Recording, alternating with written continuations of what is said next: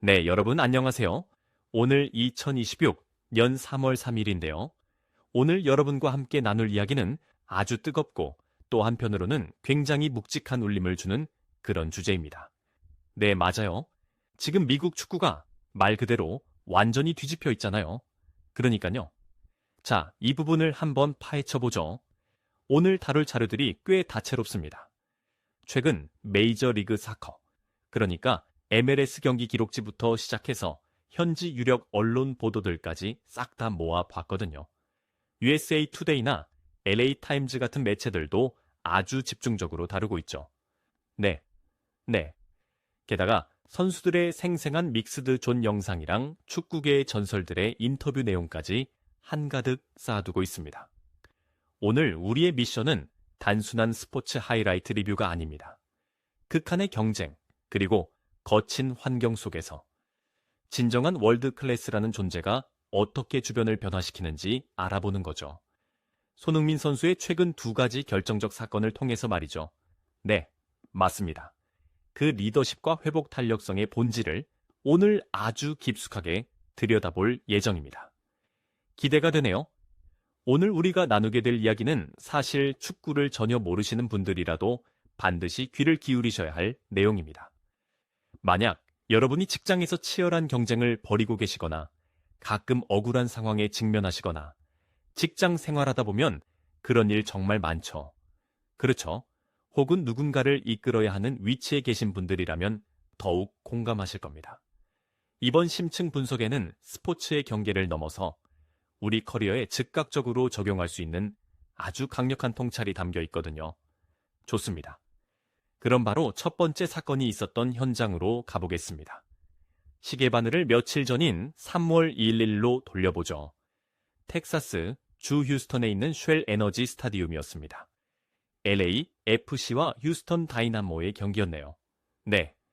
관중석 분위기는 6만 명의 팬들 때문에 엄청나게 달아올라 있었죠. 그런데 전반 종료 직전에 그 뜨거웠던 열기에 찬물을 확 끼얹는 충격적인 사건이 발생합니다. 공과는 전혀 무관한 상황이었어요. 뒤에서 전력 질주하던 상황이었죠. 맞아요. 휴스턴 수비수 안토니오 카를로스 선수가 손흥민 선수의 발목 뒷부분을 아주 강하게 밟아버린 겁니다. 그 순간 6만 명의 비명이 스타디움을 채웠고 고디어 주심이 레드카드를 꺼내들었습니다. 경고 누적도 아니고 다이렉트 퇴장이었죠. 이 지점은 아주 중요한 질문을 던집니다. 가장 끔찍하면서도 중요한 사실은 그 타격 부위가 아킬레스건 근처였다는 거거든요. 아킬레스건이면 선수 생명하고 직결되는 곳 아닌가요? 완전히 직결되죠. 파열이라도 되면 커리어 전체가 끝날 수도 있으니까요. 게다가 축구화 바닥에는 잔디에서 미끄러지지 않게 뾰족한 스터드가 박혀 있잖아요. 그 쇠조각으로 아킬레스건을 밟았다는 건 엄청난 공포를 유발하는 일입니다. 여러분이라면 그 억울함 속에서 어떻게 반응하시겠습니까? 보통 선수들이라면 당장 일어나서 상대 멱살을 잡거나 벤치를 향해 강하게 항의했겠죠. 아니면 그라운드에 누워서 들것에 실려 나갔거나요. 여기서 진짜 흥미로워지는 포인트는요. 손흥민 선수는 묵묵히 아주 천천히 몸을 일으켰다는 겁니다. 걸음은 비틀거렸지만 눈빛은 아주 차분했어요. 네. 그리고 후반전에 그는 자신을 향한 폭력에 대해 주먹이나 험한 말이 아니라 완전히 압도적인 실력으로 대답합니다. 상대팀이 그를 막으려고 거칠게 플레이하다가 한 명 더 퇴장했는데도 끝까지 무서운 평정심을 유지하더라고요. 결국 후반 11분에 마크 델가도의 선제골을 어시스트하고 37분에는 추가 득점 기점이 되는 패스까지 찔러 넣었습니다. 여기서 매력적인 부분은 감정 낭비 없이 실력으로 증명했다는 겁니다. 진짜 대단한 멘탈입니다. LA FC의 마르크 도스 산토스 감독이 기자회견에서 목소리를 떨면서 한 말이 있어요. 발목에 스터드 자국이 선명했다. 자칫하면 우리 팀의 심장을 잃을 뻔했다고요. 이걸 우리 일상이나 직장 생활로 치환해보면 느낌이 확 옵니다. 내 프로젝트 망치려고 누가 사내 정치로 비열하게 공격해올 때 말씀이시죠? 맞습니다. 그때 같이 진흙탕 싸움을 하는 게 아니라 흔들림 없이 최고의 성과를 내버림으로써 상대를 무력화시키는 거죠. 폭력 앞에서도 평정심을 잃지 않는 이 회복 탄력성은 정말 엄청난 겁니다. 오직 실력으로 증명했다는 게 참 멋지더라고요. 그런데 저는 경기장 안에서의 모습보다 믹스드 존에서 벌어진 일이 더 충격적이었습니다. USA 투데이에서 공개한 그 영상 말씀하시는군요. 네. 손흥민 선수가 왼쪽 발목에 커다란 아이스팩을 칭칭 감고 있었잖아요. 한 걸음 내디딜 때마다 얼굴이 일그러질 정도로 절뚝이고 있었습니다. 아까 찍힌 상처가 얼마나 깊었는지 보여주는 장면이었죠. 사실 그 정도 부상이면 인터뷰고 뭐고 다 거절하고 곧바로 치료실로 직행하는 게 일반적이잖아요. 그러니까요. 그런데 절뚝거리며 걷다가 통제선 밖에서 자신을 기다리는 어린 팬들을 발견한 겁니다. 그 순간 굳어있던 표정이 마법처럼 환한 미소로 바뀌더라고요. 아픈 다리로 굳이 아이들 쪽으로 걸어갔죠. 네, 아이들이 내민 모제 하나하나 사인해주고 카메라를 향해 엄지를 척 들어 올립니다. 폭력 앞에서는 냉정한 실력으로, 팬들 앞에서는 따뜻한 미소로 답하는 모습. 이게 진짜 월드 클래스가 가진 품격이구나 싶었습니다. 육체적인 고통보다 팬들을 향한 책임감을 우위에 두는 태도네요. 바로 그런 디테일이 시대를 대표하는 아이콘을 만드는 거겠죠. 그런데 여러분, 휴스턴전의 후폭풍은 여기서 끝나지 않습니다. 아, 그 기사요? 저도 보고 제 눈을 의심했습니다. 바로 루이스 수아레스가 입을 열었잖아요. 축구 팬들은 다들 깜짝 놀랐을 겁니다. 수아레스가 누굽니까?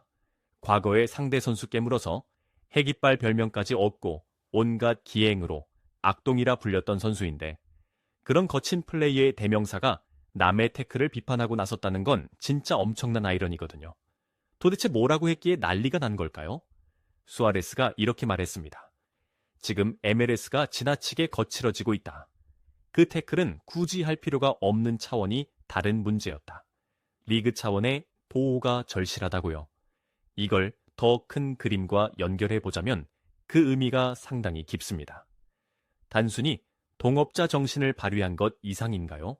그렇습니다. MLS가 현재 유럽 리그에 비해 전술적 정교함이 부족하다는 평가를 받거든요. 그걸 만회하려고 엄청난 활동량과 거친 몸싸움으로 풀어가는 경향이 강하죠. 아, 기술적인 부족함을 힘으로 덮으려는 거군요. 네. 그런데 리그가 진정한 세계적 무대로 도약하려면 관중을 끌어모을 스타 플레이어가 절대적으로 필요합니다. 수아레스조차 고개를 저을 정도였다는 건 리그의 뼈아픈 성장통을 정확히 찌른 겁니다. 손흥민은 단순히 한 팀의 선수가 아니라 리그 전체가 흥행하기 위해 반드시 보호해야 할 핵심 자산이라는 걸 통찰한 거죠. 아, 듣고 보니 정말 그러네요.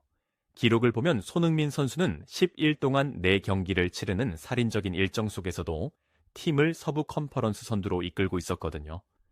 그런 선수가 시즌 아웃이라도 되면 리그 전체의 상품성이 떨어지는 거니까요. 자, 부당한 폭력 앞에서도 압도적이었던 이 사건도 대단한데, 두 번째 사건은 완전히 다른 결의 통찰을 줍니다. 시애틀 사운더스와의 경기 말씀이시죠? 네, 그야말로 마법 같았던 순간으로 넘어가 보겠습니다. 앞선 경기가 물리적 폭력에 대처하는 단단한 멘탈이었다면 시애틀전은 심리적인 전술과 이타적인 리더십이 어떻게 조직을 구원하는가 보여주는 완벽한 마스터 클래스였습니다. 상황을 머릿속에 한번 그려보시죠. 6만 2천 명의 관중이 숨을 죽이고 있습니다. 후반 38분 스코어는 0대 0. 답답한 흐름 속에서 손흥민 선수가 페널티 박스 왼쪽 모서리, 이른바 손흥민 존에 도달하죠. 수비수 3명과 골키퍼의 시선이 전부 손흥민 발끝에 꽂혀 있었죠. 그때 역사에 남을 마법의 0.5초가 시작됩니다. 상체를 미세하게 흔들면서 시선을 골문 구석으로 향하는 바디 페인트를 딱 시도하죠. 그 순간 시애틀 수비진의 중심이 완전히 무너졌습니다. 모두가 가마차기 슛이 나올 거라고 100% 확신했거든요. 수비수들이 슛을 막으려고 얼어붙은 그 정적의 0.5초. 손흥민 선수는 본인이 해결하려는 욕심을 내려놓고 빈 공간으로 맹렬하게 쇄도하던 마크 델가도에게 아주 부드러운 패스를 밀어넣습니다. 그리고 델가도가 논스톱으로 결승골을 만들어내죠. 델가도 선수 발을 떠난 공이 그물 출렁일 때 경기장은 완전히 폭발했습니다. 여기서 진짜 소름 돋는 장면은 델가도의 세리머니였어요. 보통 수만 명 앞에서 0대0 상황에서 극장골 넣으면 혼자 슬라이딩하고 막 포효하잖아요. 그런데 뒤도 돌아보지 않고 오직 한 사람, 손흥민 선수에게 달려가 품에 안겼죠. 네, 중계 카메라에 잡힌 이 모양을 보니까 이건 내 골이야, 손이라고 말하고 있었습니다. 대체 왜 자기가 넣은 골을 손흥민 골이라고 한 걸까요? 이 짧은 문장 안에 무슨 사연이 있었던 건가요? 경기 후 인터뷰에서 그 사연이 밝혀졌는데 참 먹먹했습니다. 사실 델가도 선수가 결정적 찬스를 거듭 놓치면서 극심한 슬럼프에 빠져 있었거든요. 공격수에게 득점 침묵은 진짜 지독한 불안감이잖아요. 맞습니다. 팬들의 야유도 거세지고 내가 민폐를 끼친다는 가면 증후군까지 겪고 있었죠. 그런데 경기 3일 전 다들 퇴근한 텅 빈 훈련장에 두 사람이 남아 있었습니다. 손흥민과 델가도였군요. 네. 손흥민 선수가 슬럼프에 빠진 델가도를 위해 볼보이 역할을 자처하면서 1대1 특훈을 해준 겁니다. 와, 훈련장에 남아서 공을 직접 주워줬다고요? 그 최고의 몸값을 자랑하는 선수가요? 그때 해준 조언의 디테일도 기가 막힙니다. 골대를 보지 마. 공의 회전을 느껴. 네가 차는 게 아니라 공이 스스로 가게 만들어. 델가도가 실수할 때마다 끊임없이 공을 주워주면서 괜찮아. 다시 해보자고 격려해줬다고 합니다. 바닥까지 무너진 동료의 멘탈을 하나하나 다시 조립해준 거죠. 대단하네요. 여기서 우리가 절대 놓치지 말아야 할 전술적 디테일이 하나 더 있습니다. 영상을 다시 자세히 분석해보면 손흥민 선수는 패스를 건네고 제자리에 구경만 한 게 아닙니다. 패스를 주자마자 반대편 골포스트를 향해 전력 질주를 했어요.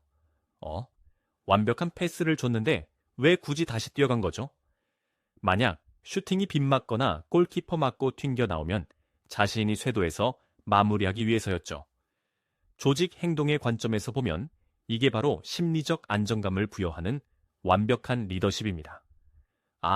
기회를 양보하면서도 네가 실패하더라도 내가 뒤에서 백업해 줄 테니 두려워 말고 차라. 이런 무언의 메시지네요. 그렇습니다. 저는 이것을 그림자 리더십이라고 부르고 싶습니다. 동료를 완전히 믿으면서도 실패의 순간까지 내가 책임지겠다는 이 헌신. 이게 슬럼프에 빠진 동료를 구원한 진짜 비결이었던 거죠. 그래서 이게 다 무슨 의미일까요? 단순히 축구 잘하는 선수의 미담 그 이상이죠. 전 세계 레전드와 언론 반응만 봐도 알 수 있습니다. 지네딘 지단은 위대한 선수는 혼자 빛나지만 전설적인 선수는 주변을 빛나게 만든다고 극찬했고요.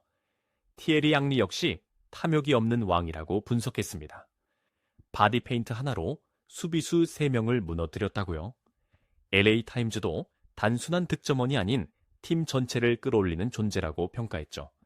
그리고 경기 후 라커룸 영상에서 손흥민 선수가 조용히 델가도의 어깨를 감싸며 딱 한마디를 건넸다고 합니다.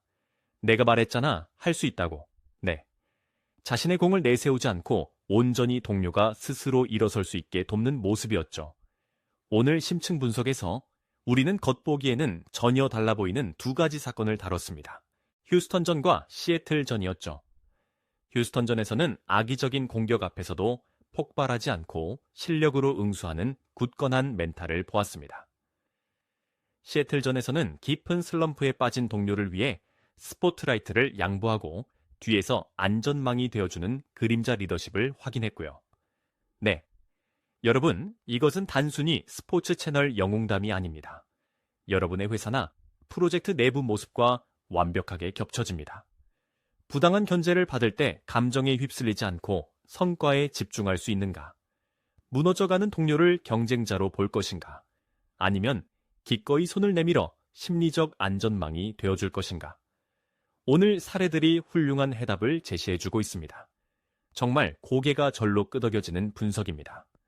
오늘 다룬 이야기들이 여러분의 치열한 일상 속 난관들을 헤쳐나가는데 작은 통찰로 작용했으면 좋겠습니다. 함께 이 여정에 동참해주신 여러분께 진심으로 감사드립니다. 저도 오늘 이야기 참 즐거웠습니다. 자, 이제 오늘의 탐구를 마무리하면서 여러분께 마지막으로 질문을 하나 던져드리고 싶습니다. 흔히 우리는 스포츠나 직장 생활의 위대함을 득점, 연봉, 고과, 점수 같은 수치로만 측정하려고 합니다. 머지않은 미래에는 인공지능이 모든 것을 완벽하게 계산해내겠죠. 모든 게 수치화되는 시대니까요. 맞습니다. 하지만 오늘 이 두 사건을 보면서 이런 생각이 들었습니다. 이 차가운 시대에 누군가를 진정으로 역사에 남는 레전드로 만드는 궁극적인 무기는 아이러니하게도 데이터로는 절대 측정할 수 없는 것 아닐까요? 고통받는 동료를 헤아리는 공감 능력, 그리고 타인을 빛내기 위해 스스로 그림자가 되어주는 이타심 말입니다. 여러분은 어떠신가요? 여러분의 커리어에서 동료들을 향해 찔러 넣어주고 있는 어시스트는 과연 무엇입니까? 오늘 하루 이 질문을 한번 깊이 곱씹어 보시길 바랍니다.